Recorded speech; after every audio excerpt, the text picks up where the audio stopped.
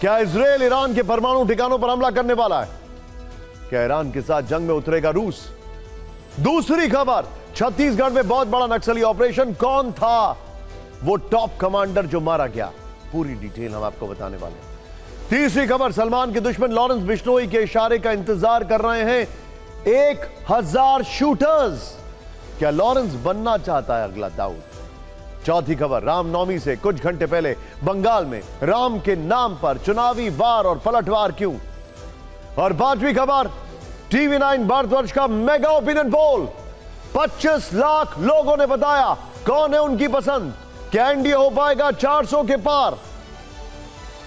फिक्र आपकी में आज सबसे बड़ी फिक्र न सिर्फ मिडिल ईस्ट में होने वाले महायुद्ध की है, बल्कि इस महायुद्ध के टारगेट पर न्यूक्लियर ठिकानों की भी है।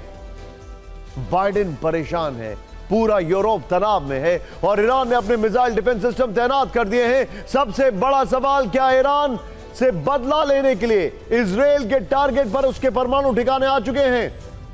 क्या तेहरान में परमाणु विनाश के लिए इजराइल को अमेरिका की हरी झंडी मिल चुकी है? क्या 7 अक्टूबर से शुरू हुए हमास इजराइल युद्ध का मकसद ईरान के परमाणु ठिकाने तबाह करना था? आज इन धधकते सवालों का जवाब सही तथ्यों और ठोस बयानों के साथ देंगे अंतर्राष्ट्रीय परमाणु ऊर्जा एजेंसी के महानिदेशक राफेल ग्रोसी। बेहद परेशान हैं और उनकी परेशानी की वजह इजराइल और ईरान में बढ़ता तनाव है और इस तनाव में सामने आ रहा है एक न्यूक्लियर एंगल, जिसका खुलासा खुद राफेल ग्रोसी ने अल जजीरा की पत्रकार द्वारा पूछे गए सवाल में किया था। सवाल क्या है? क्या आप ये कंफर्म कर सकते हैं कि इजराइल ईरान से बदला लेने के लिए उसकी परमाणु सुविधा को टारगेट कर सकता है? यहां की अंडरवर्ल्ड फैसिलिटी में IAEA के निरीक्षक भी मौजूद हैं। राफेल ग्रोसी के मुताबिक ईरान सरकार ने उनके निरीक्षकों से खुद कहा कि उसके परमाणु ठिकानों पर इजरायली हमले का खतरा मंडरा रहा है। इसीलिए रविवार को ईरान ने सुरक्षा कारणों से अपनी सभी न्यूक्लियर साइट्स पर ताला लगा दिया। हालांकि सोमवार को इन्हें फिर से खोल दिया। अब यह रिपोर्ट देखिए और समझिए कि ईरान के परमाणु ठिकानों पर हमले के बादल इतने क्यों मंडराने लगे। यह है ईरान की नतांज यूरेनियम फैसिलिटी। यह है ईरान का अराक वाटर रिएक्टर। यह है ईरान का बुसहर न्यूक्लियर पावर स्टेशन। इसके अलावा इस्फहान और फरहदो परमाणु ठिकाने अब इजराइल के टारगेट पर हैं। इसके संकेत जहां IAEA महानिदेशक के बयान से मिले, वहीं इजराइल में ईरान के हमलों के बाद जारी गतिविधि से भी मिले। असल में ईरान में हमले के विकल्प के लिए इजराइल में वॉर कैबिनेट की मीटिंग हुई थी। इस बैठक में ईरान के परमाणु ठिकानों पर हमला करने को पहला विकल्प माना गया। इजराइल के वॉर कैबिनेट की इस मीटिंग में ईरान की वेपन फैक्ट्री पर हमला दूसरे विकल्प के तौर पर चर्चा में रहा, जबकि IRGC के सीनियर कमांडर्स की हत्या तीसरा विकल्प और ईरान के प्रॉक्सी कमांड सेंटर पर हमला चौथा विकल्प माना गया। अब पहला विकल्प अगर ईरान के परमाणु ठिकाने तबाह करना है तो ये कदम इजराइल उठा भी सकता है, क्योंकि खबर है कि नेतन्याहू इंटरनेशनल प्रेशर में ना आए, इसलिए उन्होंने 48 घंटों तक किसी भी विदेशी अधिकारी से बात नहीं की। हर देश के प्रतिनिधियों के कॉल रिजेक्ट किए। इसका मतलब यह है कि नेतन्याहू ईरान पर हमला करने के लिए दृढ़ संकल्प है और वो इस फैसले पर किसी भी दिन आगे बढ़ सकते हैं। ऐसी खबरें हैं कि नेतन्याहू ने अमेरिका को अपने लॉक किए गए टारगेट के बारे में बता दिया है। इजराइल से अमेरिका का रक्षा विभाग लगातार संपर्क में है। दोनों देशों के रक्षा मंत्रियों के बीच 2 दिन में 3 बार फोन पर बात हुई है। पेंटागन ने इजराइल के ईरानी ठिकानों के बारे में जानकारी नहीं दी है, लेकिन यह जरूर कहा है कि वो हर परिस्थिति में इजराइल के साथ खड़ा है। क्या आपको नहीं लगता है कि अमेरिका का शुरू से मकसद था कि ईरान अपने न्यूक्लियर प्रोग्राम्स में कामयाब ना हो? और क्या अगर ऐसे संकेत मिल रहे हैं कि ईरान के न्यूक्लियर साइट्स महफूज नहीं हैं, तो यह अमेरिका का मकसद पूरा होता हुआ दिखाई दे रहा है। ईरान पर इजराइल हमला कर सकता है। ईरान ऐसे में क्या करेगा, कैसे जवाब देगा? थोड़ी देर पहले मेरे सहयोगी सुमित चौधरी, जो कि खुद इजराइल में वॉर को कवर कर चुके हैं, उन्होंने भारत में ईरान के राजदूत, इराज इलाही से एक्सक्लूसिव बातचीत की है। क्या कहा उन्होंने, आइए देखिए। Iranian officials, Iranian military staff, military headquarters says that Iranian military operation finished. It was a retaliatory operation which was accomplished and finished. If Israel wants to continue, I assure you and your audience that there would be new forms of retaliation from Iran. So it depends to Israel whether it wants to continue and enter this irrational circle or not. So, do you're saying this, that now whenever Israel will do something, the Iranian actions or reactions will be more bigger, more bolder? Iranian reaction will be proportionate. सोचिए जरा क्या हालात हैं यहां पर। Washington post की report में दावा किया गया है कि इजराइल के टारगेट पर ईरान में रिहायशी इलाके नहीं होंगे, तो सवाल फिर वही है, क्या उसके टारगेट पर ईरान के परमाणु ठिकाने होंगे? क्या इसकी स्क्रिप्ट बहुत पहले लिखी जा चुकी है? क्योंकि ईरान के हमले से ठीक पहले 10 अप्रैल को वॉशिंगटन पोस्ट के हवाले से खबर आई थी कि ईरान के पास कम से कम 3 परमाणु बम बनाने लायक यूरेनियम इकट्ठा हो चुका है। इतना ज्यादा यूरेनियम है कि वो 3 परमाणु बम कुछ दिन में या कुछ हफ्तों में बना सकता है। वॉशिंगटन पोस्ट की रिपोर्ट में यह भी कहा गया कि ईरान ने कहा है कि उसके परमाणु बम बनाने का कोई इरादा नहीं है, लेकिन अगर उसने ये परमाणु हथियार बना लिए तो मिडिल ईस्ट में बहुत कुछ बदल जाएगा। ईरान पहली बार इजराइल के लिए न्यूक्लियर चैलेंज बनेगा। पहली बार ईरान परमाणु बम बनाकर अमेरिका तक को चुनौती देगा। पहली बार मिडिल ईस्ट में अमेरिका के सभी ठिकाने ईरान के एटमी रडार पर होंगे। और पहली बार सऊदी अरब न्यूक्लियर वेपन एक्वायर करने में आगे बढ़ जाएगा, क्योंकि सऊदी अरब ने कहा कि अगर ईरान ऐसा करेगा तो हम पीछे नहीं हटेंगे। इजराइल और अमेरिका ऐसा बिल्कुल नहीं चाहेंगे। तो क्या इसीलिए इजराइल ने ईरान को अपने ऊपर हमला करने के लिए उकसाया? वैसे इजराइल के लिए कदम घातक साबित हो सकता है, क्योंकि अब मिडिल ईस्ट के इस जंगी तनाव में रूस ईरान के साथ खुलकर आ चुका है।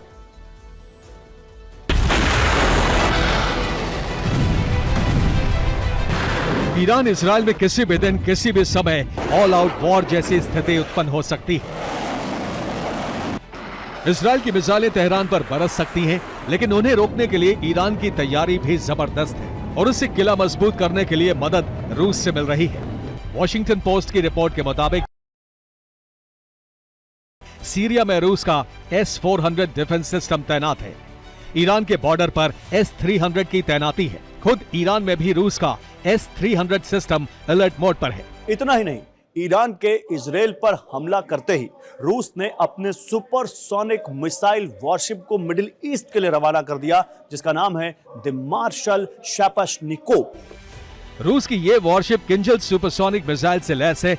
स्वेज कैनाल के रास्ते किंजल मिसाइल से लैस ये वॉरशिप भूमध्य सागर में प्रवेश कर चुका है और अब वो रूस से आदेश के इंतजार में है।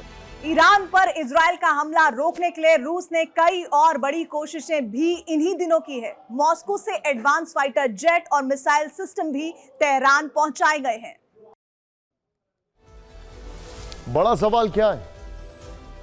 सवाल यह नहीं है कि मिडिल ईस्ट में युद्ध होगा या नहीं होगा, ईरान और इजराइल में तनाव बढ़ेगा कि नहीं बढ़ेगा, इजराइल ईरान पे अटैक करेगा कि नहीं करेगा।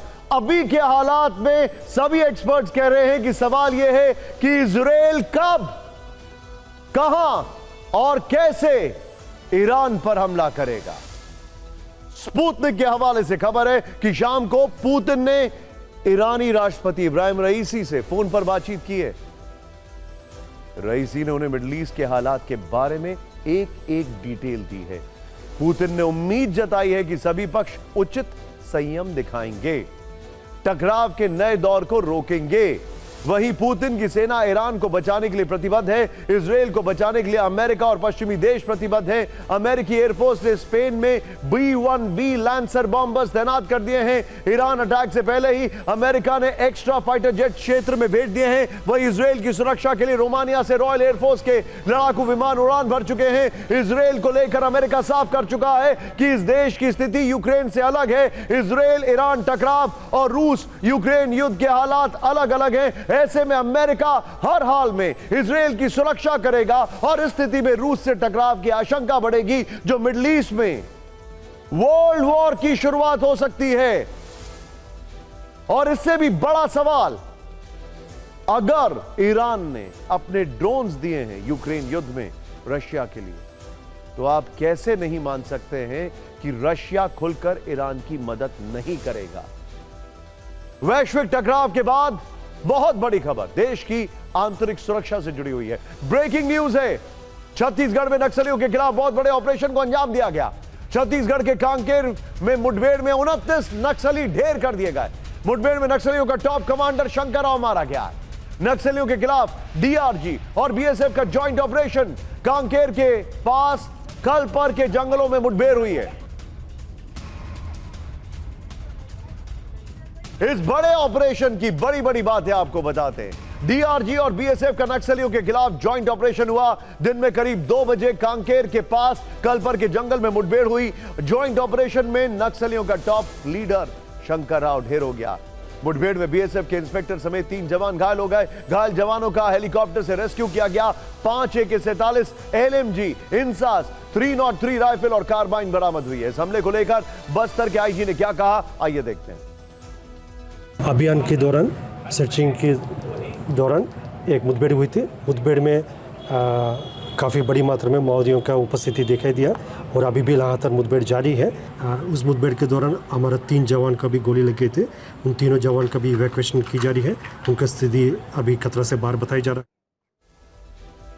छत्तीसगढ़ देश का दूसरा सबसे बड़ा नक्सल प्रभावित राज्य है। पिछले साल सरकार ने बताया था कि साल 2022 में छत्तीसगढ़ में 300 से ज्यादा नक्सली हमले हुए थे, जबकि छत्तीसगढ़ के कांकेर लोकसभा क्षेत्र में दूसरे चरण में 26 अप्रैल को चुनाव है।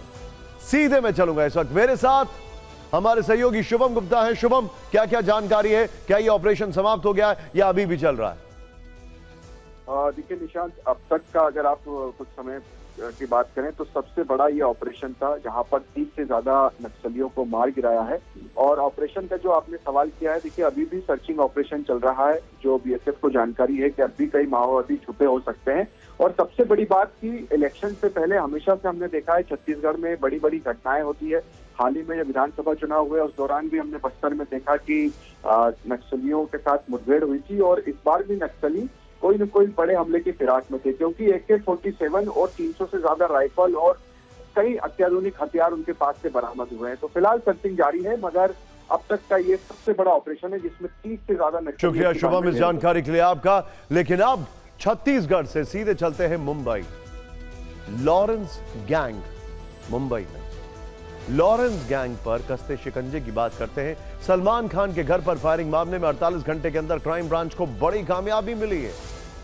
बिश्नोई गिरोह से जुड़े गोलीबारी के दोनों आरोपियों को गुजरात के भुज से देर रात पकड़ा गया है। आज सुबह इन्हें मुंबई लाकर किला कोर्ट में पेश किया गया। अदालत ने आरोपियों को 25 अप्रैल तक पुलिस कस्टडी में भेज दिया। TV9 ने कल ही आपको बताया था कि वारदात के बाद आरोपी मुंबई अहमदाबाद हाईवे की ओर से फरार हुए। अब आपके मन में सवाल होगा कि आखिर क्राइम ब्रांच ने इनकी लोकेशन इतनी जल्दी कैसे ट्रेस की। ये जानने से पहले कुछ टाइमलाइन को समझते हैं। TV9 को क्राइम ब्रांच सूत्रों से जो इनपुट मिला है, उस आधार पर इस घटना का असली मास्टरमाइंड लॉरेंस बिश्नोई को ही माना जा रहा है, जबकि मुंबई पुलिस की फाइल में अनमोल बिश्नोई मोस्ट वांटेड बन चुका है। क्राइम ब्रांच सूत्र बताते हैं कि लॉरेंस गैंग के हायर किए गए ये दोनों शूटर 28 फरवरी को मुंबई आए थे।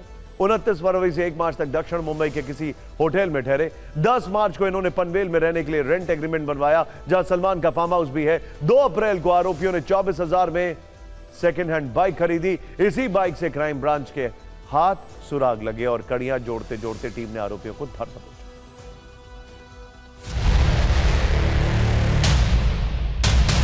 मुंबई पुलिस ने बांद्रा की माउंट मैरी चर्च के पास से जब बाइक बरामद की तो सबसे पहले रायगढ़ के उस बाइक मालिक को हिरासत में लिया।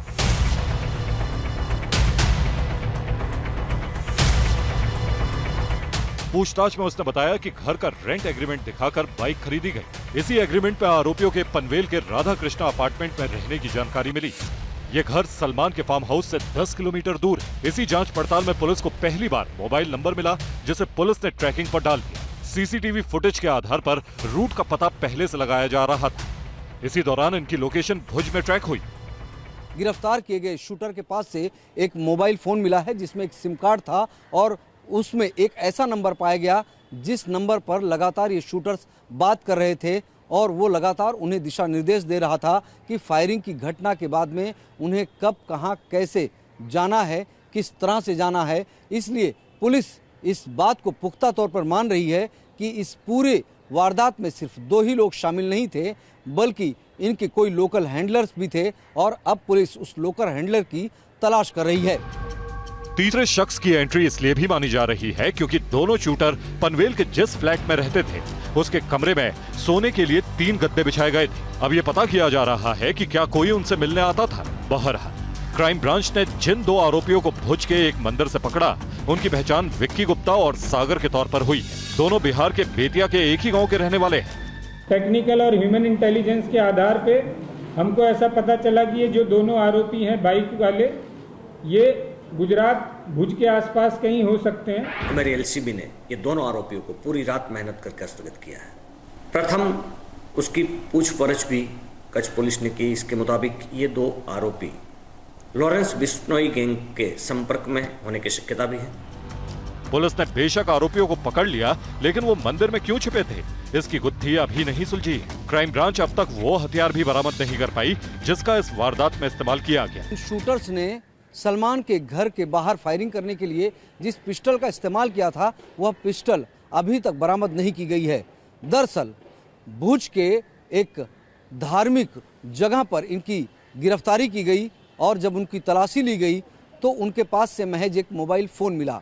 पिस्टल को लेकर जब पूछताछ की गई तो आरोपियों ने बताया कि उन्होंने उस पिस्टल को कहीं फेंक दिया है, डंप कर दिया है, लेकिन कौन सी जगह उसको लेकर लगातार अलग अलग बयान दिए जा रहे हैं। पिस्टल का मिलना इसलिए अहम है क्योंकि सलमान के घर एक जिंदा कारतूस भी मिला जिसकी बैलिस्टिक रिपोर्ट आनी है। पिस्तौल की बरामदगी इस केस में बड़ा सबूत साबित होगी।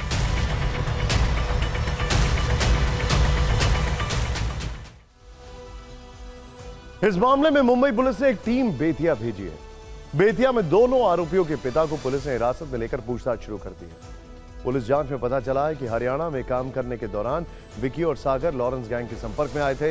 अब तक आप समझ गए होंगे कि विक्की और सागर इस केस में सिर्फ मोहरे हैं। मुंबई के इस खेल का असली खिलाड़ी दिल्ली की जेल में बंद लॉरेंस बिश्नोई है। तो क्या क्राइम ब्रांच उस पर भी शिकंजा कसने वाली? Excuse me. हमारे संवाददाता राजीव सिंह ने सूत्रों से एक्सक्लूसिव जानकारी दी है और सलमान मामले में जेल में बंद लॉरेंस बिश्नोई से पूछताछ हो सकती है। जरूरत पड़ने पर लॉरेंस से क्राइम ब्रांच पूछताछ करने दिल्ली आ सकती है। कोर्ट से वारंट लेकर लॉरेंस बिश्नोई से जेल के अंदर सवाल किए जा सकते हैं। हालांकि इसमें अभी थोड़ा वक्त है। लॉरेंस बिश्नोई गैंग का 1-2 राज्यों में नहीं बल्कि कई सूबों में नेटवर्क फैल चुका है। देश में जहां भी उसे वारदात को अंजाम देना होता है वो जेल में बैठे बैठे देता है। उसे कभी शूटरों की कमी नहीं होती है। आखिर वो कैसे शूटर्स हायर करता, कौन कौन उसके लिए काम करता है, कहां तक उसका नेटवर्क है? हमारे संवाददाता जितेंद्र शर्मा की एक्सक्लूसिव रिपोर्ट। लॉरेंस बिश्नोई जरायम की दुनिया में ऐसा नाम जिसका दबदबा देश के साथ विदेशों तक कायम हो रहा है। यही वजह है कि एनआईए की टॉप गैंगस्टर्स की लिस्ट में लॉरेंस बिश्नोई को ग्रेड A1 में रखा गया है। बम्बिहा और लॉरेंस गैंग के बीच शुरू हुई अदावत ने लॉरेंस को पिछले 3 सालों में देश का सबसे बड़ा गैंगस्टर बना दिया। हैरानी की बात यह है कि लॉरेंस का गैंग अब एक बड़े सिंडिकेट की तरह काम कर रहा है जिसमें करीब 1000 से ज्यादा शूटर्स हैं। ये उत्तर भारत के लगभग हर शहर को अपने कंट्रोल में ले चुका है। लॉरेंस का आपराधिक सफर यही नहीं थमा। उसके गैंगस्टर से डॉन बनने का रास्ता उसे मुंबई मायानगरी तक ले गया। जांच एजेंसियों की माने तो अब मुंबई में डी कंपनी का वर्चस्व खत्म कर लॉरेंस गैंग अपना दबदबा कायम कर चुका है और लगभग डॉन तक का रास्ता तय कर चुका है। कहा जा रहा है कि उत्तर भारत से लेकर दक्षिण भारत तक दर्जनों ऐसे गैंगस्टर हैं जो खुद के वजूद को कायम रखने के लिए अब लॉरेंस के इशारे पर काम कर रहे हैं। हालांकि इनमें से ज्यादातर या तो विदेश में बैठे हैं और वहीं से लॉरेंस को सपोर्ट कर रहे हैं। इनमें संदीप काला जठेड़ी गैंग, रोहित गोदारा, अनमोल बिश्नोई, गोल्डी बराड गैंग, जितेंद्र उर्फ गोगी गैंग, सूबे गुर्जर गैंग, नरेश कराला गैंग, हाशमी बाबा गैंग शामिल हैं। एक कॉर्पोरेट कंपनी की तर्ज पर लॉरेंस ने देश के लगभग हर बड़े शहर में अपने करीबी गैंगस्टर को हर शहर की जिम्मेदारी सौंप दी है, जो उसके लिए उगाही से लेकर कत्ल तक की संगीन वारदातों को अंजाम दे रहे हैं। इनमें ज्यादातर गैंग दिल्ली, एनसीआर, हरियाणा, पंजाब और राजस्थान से ऑपरेट हो रहे हैं। गैंग जब भी किसी वारदात को अंजाम देता है तो सोशल मीडिया पर पोस्ट कर उसकी जिम्मेदारी लेता है। शायद इसलिए सलमान खान के घर फायरिंग के बाद अनमोल बिश्नोई ने भी यही किया था।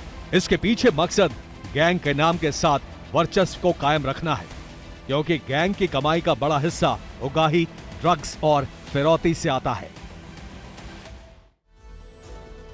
इस सबसे अलग अब बात करते हैं राजनीति से जुड़ी खबरों की।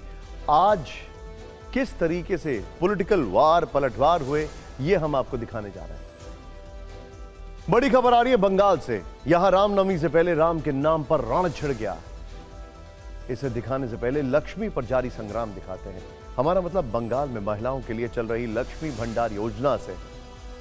बंगाल की 2 करोड़ से ज्यादा नारी शक्ति सीधे इस फ्लैगशिप योजना से जुड़ी हुई है। इस बार बंगाल में महिला वोट निर्णायक माना जा रहा है।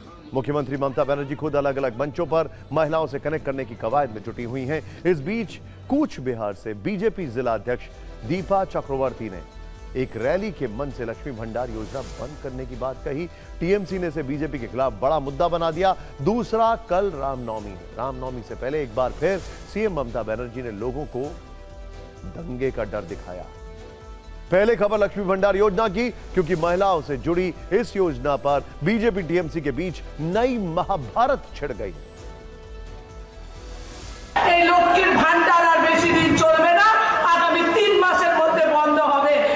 रैली के मंच से बीजेपी नेता दीपा चक्रवर्ती का यह बयान जैसे ही सामने आया, टीएमसी ने हाथों हाथ लेते हुए बीजेपी के खिलाफ हमले का नया हथियार बना लिया, क्योंकि जिस लक्ष्मी भंडार योजना को बंद करने की बात बीजेपी की कूच बिहार जिला अध्यक्ष दीपा चक्रवर्ती ने कही, उसके केंद्र में बंगाल की करीब 2 करोड़ महिलाएं हैं।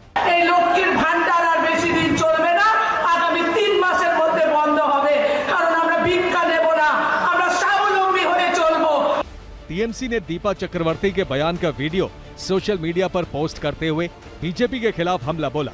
लिखा, बीजेपी के नेता बंगाल में महिलाओं को ऊपर उठाने वाली लक्ष्मी भंडार योजना को बंद करने की बात कर नारी शक्ति को खुलेआम टारगेट कर रहे हैं। हम जमींदारी सोच वाली बीजेपी के एजेंडे ना भलाई करूंगा ना भलाई करने दूंगा की कड़ी निंदा करते हैं। ये लोग तय नहीं कर पाते हैं, कभी डोल्स कहते हैं, कभी लाभार्थी कहते हैं, और खुद ही इस तरीके की प्रकल्प को भी विभिन्न राज्यों में उन्होंने ऐलान किया है। तो यही हम लोग बोलते हैं कि मोदी की गारंटी यही है कि मैं ना करूंगा ना करने दूंगा। हम लोग तो बार बार बोलते आ रहे हैं, पश्चिम बंगाल का जो सोशियो इकोनॉमिक अभी सिचुएशन है उसमें महिला लोगों को पैसा मिलना चाहिए, और 1000 नहीं 3000 मिलना चाहिए। इस राज्य की जनता को 26 तक इंतजार नहीं करना पड़ेगा। 25 में ही जनता को नया सरकार मिलेगा, और वो नया सरकार आकर 3000 रुपया करके हर महिला का घर पे पहुंचा देंगे। लक्ष्मी भंडार योजना पर बीजेपी नेता के बयान के खिलाफ टीएमसी आक्रामक है, क्योंकि बीजेपी संदेश खाली में महिलाओं के साथ हुए उत्पीड़न को मुद्दा बनाकर ममता सरकार को लगातार घेर रही है। ऐसे में टीएमसी लक्ष्मी भंडार योजना बंद करने वाले बयान को तूल देकर बीजेपी के संदेश खाली फैक्टर की काट खोज रही है, क्योंकि दोनों के फोकस में महिला वोट बैंक है। ममता सरकार की लक्ष्मी भंडार योजना से 2 करोड़ महिला लाभार्थी जुड़े हुए हैं। अब आपको इस योजना के बारे में बता दें। 2021 विधानसभा चुनाव से पहले ममता सरकार ने योजना की शुरुआत की थी। स्कीम के तहत राज्य में कमजोर वर्ग की महिलाओं को आर्थिक मदद का प्रावधान है। इस योजना में 25 से 60 वर्ष तक की आयु वर्ग वाली महिला लाभार्थी शामिल है। योजना के तहत सामान्य वर्ग की महिलाओं को 500 रुपए प्रति महीने की मदद राशि दी जाती है। SC/ST वर्ग की महिलाओं को 1000 रुपए की मदद राशि का प्रावधान है। हालांकि मौजूदा वित्त वर्ष में ममता सरकार ने सामान्य वर्ग के लिए राशि 500 रुपए बढ़ाकर 1000 रुपए कर दी और SC/ST वर्ग को अब 1200 रुपए की मदद दी जाएगी। बंगाल में नारी शक्ति की लक्ष्मी भंडार स्कीम के साथ रामनवमी पर दंगे के डर वाली राजनीति लगातार चर्चा में है। कल 17 अप्रैल को रामनवमी का त्योहार। विश्व हिंदू परिषद और दुर्गा वाहिनी बंगाल में रामनवमी रैली निकालने की तैयारी में। इस बीच ममता बनर्जी ने एक बार फिर रामनवमी पर दंगा होने की बात कहकर राजनीतिक गलियारों का तापमान फिर बढ़ा दिया। আমি সংখ্যালঘু ভাই বোনদের বলবো, যদি দেখেন স্লোগান দিচ্ছে 17 তারিখ, ওটা ওদের দাঙ্গা করার দিন। कूच बिहार में जनसभा के मंच से एक बार फिर सीएम ममता बनर्जी ने बंगाल में रामनवमी पर दंगा होने की बात कही। अल्पसंख्यक समुदाय के लोगों से शांत रहने की अपील की। আমি সংখ্যালঘু ভাই বোনদের বলবো, যদি দেখেন স্লোগান দিচ্ছে 17 তারিখ, ওটা ওদের দাঙ্গা করার দিন। আমি মনে করি ওটা মানুষের সম্মানের দিন হোক, ঐক্যের দিন হোক। गालागाली दिलो माथा ठंडा करे। रामनवमी से एक दिन पहले पीएम मोदी आज बंगाल के दौरे पर थे। उन्होंने बलूर घाट और रायगंज में चुनावी रैली को संबोधित किया। बलूर घाट की रैली के मंच से रामनवमी के मुद्दे पर ममता सरकार को घेर लिया। मुझे पता है टीएमसी ने हमेशा की तरह यहां रामनवमी उत्सव को रोकने की पूरी कोशिश की, सारे षड्यंत्र किए, लेकिन जीत सत्य की ही होती है। इसलिए कोर्ट से अनुमति मिल गई है और कल पूरी श्रद्धा और भक्ति के साथ रामनवमी की शोभा यात्राएं निकलेगी। रामनवमी से एक दिन पहले बंगाल की राजनीति गरमाई हुई है। बीजेपी और टीएमसी नेताओं के बीच जुबानी जंग तेज है। ये इतिहास हम लोग जानते हैं भारतीय जनता पार्टी की, जब जब मिছিল की है और जब जब रामनवमी की यात्रा निकली, उसके बाद भी जिलाओं में भी, तब तब उन्होंने और धर्मों को कहीं ना कहीं उस्काने की कोशिश की। वो लोग चाहते हैं कि बंगाल में गड़बड़ हो। इतनी सी बात को दीदी विभिन्न तरीके से बोली। जो राम की नाम बदनाम ना करो। ममता जी जान से दंगा चाहते हैं। जो ममता जी का समय शेष है, अब ये जाने वाली है और इसी का कारण वो ये कर रहे हैं। बीजेपी का आरोप है कि ममता बनर्जी ने हिंदुओं को दंगाई कहा है, साथ ही विशेष धर्म के लोगों को भड़काने की कोशिश की है।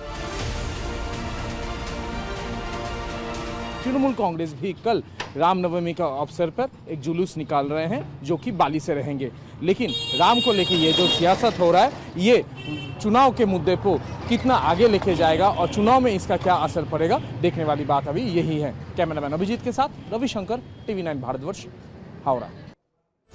पिछले कुछ समय से ममता बनर्जी लगातार दंगा शब्द का जिक्र कर रही हैं। ममता बनर्जी अब तक कम से कम 6 बार दंगा शब्द का इस्तेमाल कर चुकी हैं। 5 दिन पहले 11 अप्रैल को उन्होंने कहा था कि कोई दंगा करने अगर आता है तो आप चुपचाप रहो, दिमाग ठंडा रखो। 7 अप्रैल को ममता बनर्जी ने कहा था कि वो 17 तारीख को दंगा करेंगे। इससे पहले 5 अप्रैल को ममता कह चुकी हैं कि राम राम करके वोट से पहले दंगे का खेल। 4 अप्रैल को भी ममता बनर्जी ने कहा था कि 19 अप्रैल को वोटिंग, ये 17 अप्रैल को दंगा करेंगे।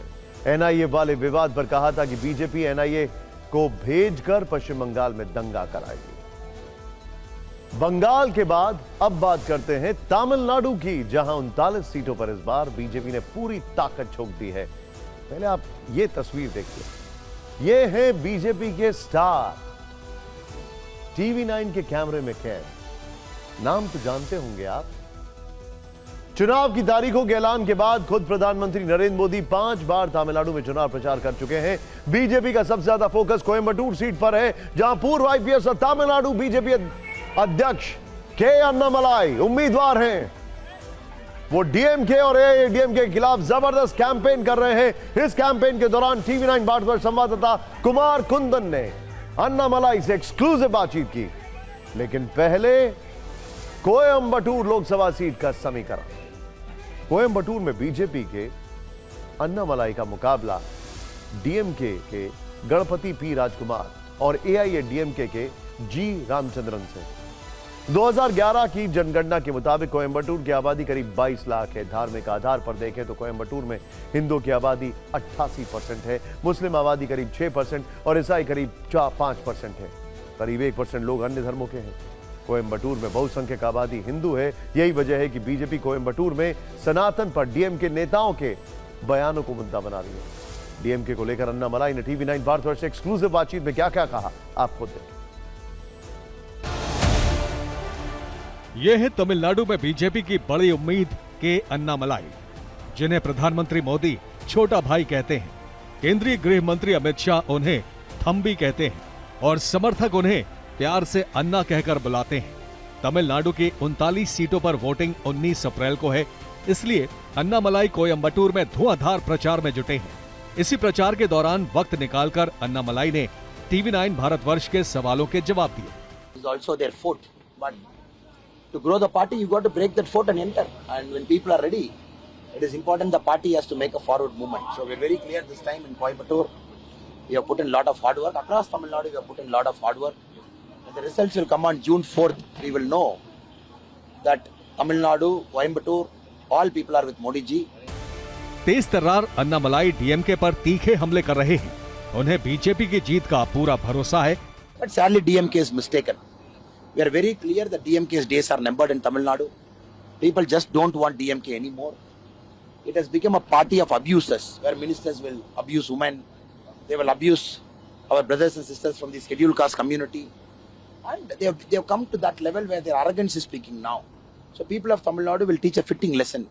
सिर्फ डीएमके नहीं, अन्ना के टारगेट पर इंडिया गठबंधन भी है। So India Alliance is nothing but a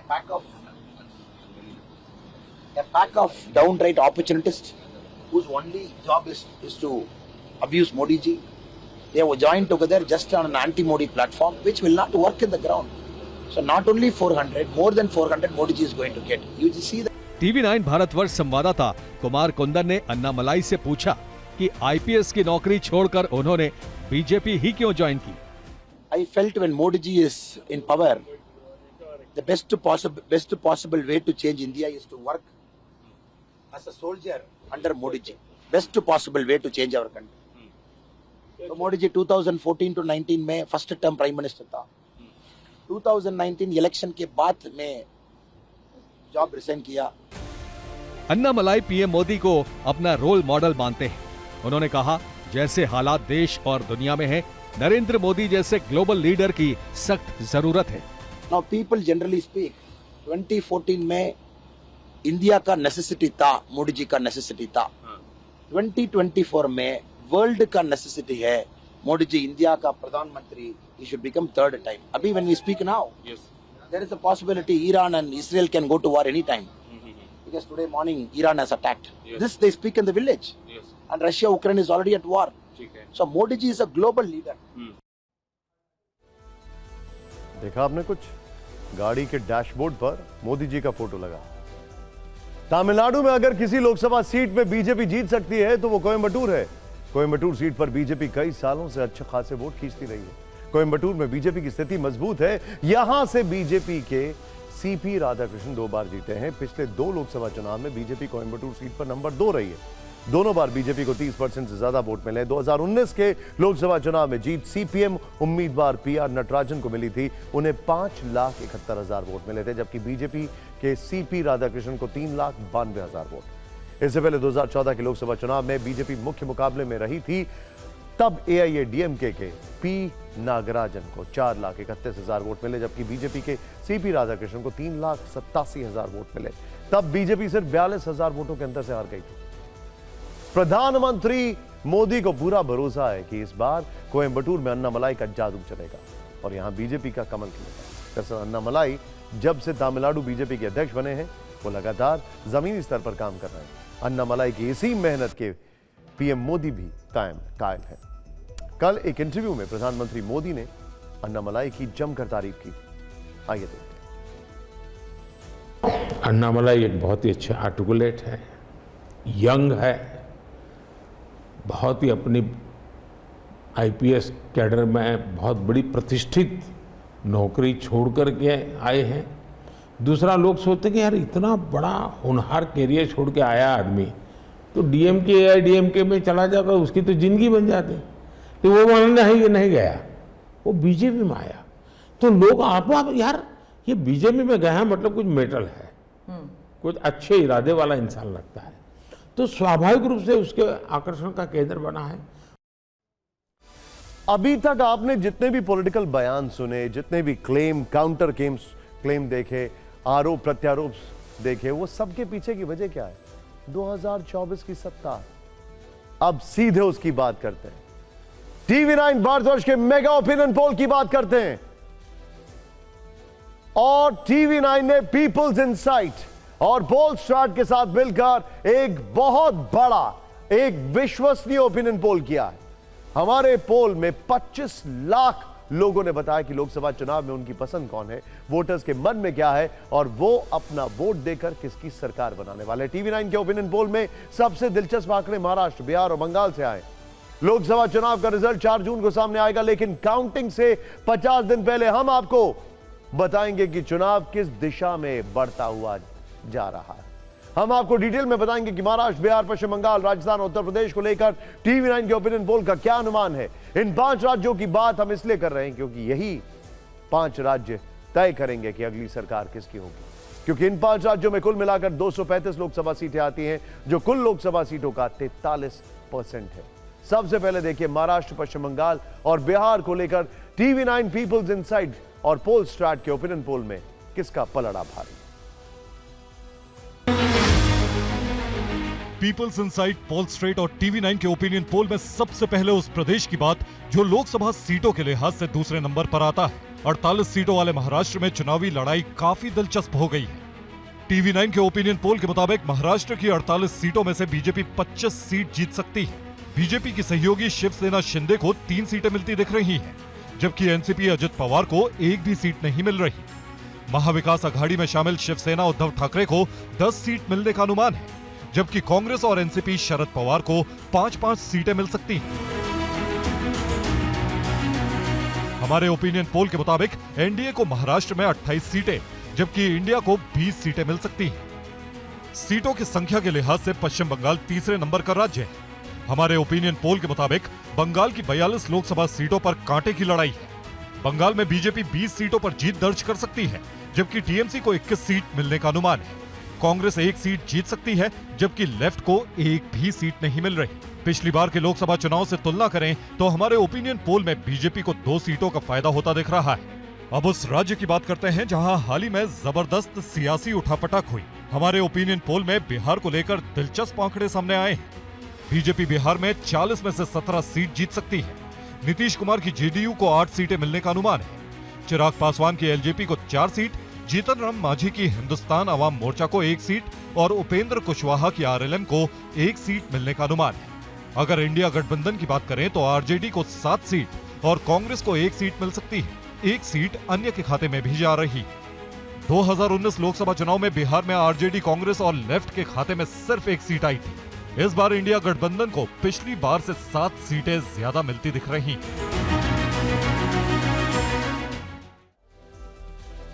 हमने आपको महाराष्ट्र, पश्चिम बंगाल और बिहार की 130 लोकसभा सीटों का ओपिनियन पोल दिखाया। 2 और बड़े राज्य उत्तर प्रदेश और राजस्थान को लेकर पीपल्स इनसाइट, पोल स्ट्रैट और TV9 के ओपिनियन पोल में क्या है, अब ये देखिए। इस बार सबकी नजरें राजस्थान पर भी हैं, जहां 5 महीने पहले विधानसभा चुनाव में कांग्रेस और बीजेपी की कड़ी टक्कर हुई थी। सवाल यह है कि क्या राजस्थान में बीजेपी 2019 वाले रिजल्ट को दोहरा पाएगी या इस बार कांग्रेस कोई कमाल करेगी। राजस्थान में पीपल्स इनसाइट, पोल स्ट्रैट और TV9 के ओपिनियन पोल के मुताबिक बीजेपी 19 सीट जीत रही है। कांग्रेस 2 सीट जीत सकती है। कांग्रेस की सहयोगी हनुमान बेनीवाल की आरएलटीपी को 1 सीट मिलने के आसार हैं, जबकि 1 सीट भारत आदिवासी पार्टी को मिल सकती है। 2019 के लोकसभा चुनाव में राजस्थान की सभी 25 सीटें बीजेपी ने जीती थी, लेकिन इस बार कांग्रेस और उसके सहयोगी दलों को 5 सीटें मिलने का अनुमान है। पिछली बार से तुलना करें तो बीजेपी की 6 सीटें घट रही हैं। अब उस सूबे की बात जिसके लिए कहा जाता है कि दिल्ली का रास्ता यहीं से निकलता है। ओपिनियन पोल के मुताबिक 80 लोकसभा सीटों वाले उत्तर प्रदेश में बीजेपी को 64 सीटें मिलने का अनुमान है। जयंत चौधरी की पार्टी आरएलडी को 2 सीट और अनुप्रिया पटेल की पार्टी अपना दल एस को 2 सीट मिल सकती है। अनुमान है कि ओम प्रकाश राजभर को एक भी सीट नहीं मिल रही। इंडिया गठबंधन की बात करें तो समाजवादी पार्टी को 11 सीटें मिल सकती हैं, जबकि कांग्रेस को 1 सीट पर जीत मिलने का अनुमान है। ओपिनियन पोल के मुताबिक इस बार बीएसपी का खाता भी नहीं खुल रहा है। यूपी में इस बार बीजेपी के नेतृत्व वाले एनडीए को फायदा हो सकता है। पिछली बार एनडीए को 64 सीटें मिली थी, इस बार एनडीए के खाते में 68 सीटें जा सकती हैं। यानी ओपिनियन पोल में एनडीए को 4 सीट का फायदा होता दिख रहा है।